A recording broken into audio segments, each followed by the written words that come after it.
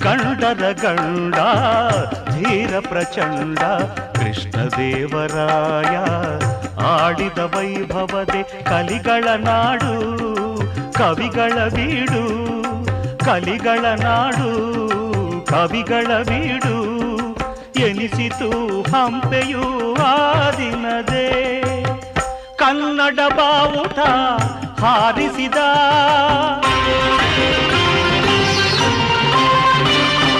ಮಧುರೆವರೆಗೂ ರಾಜ್ಯವ ಹರಡಿಸಿದ ಕರ್ನಾಟಕದ ಇತಿಹಾಸದಲ್ಲಿ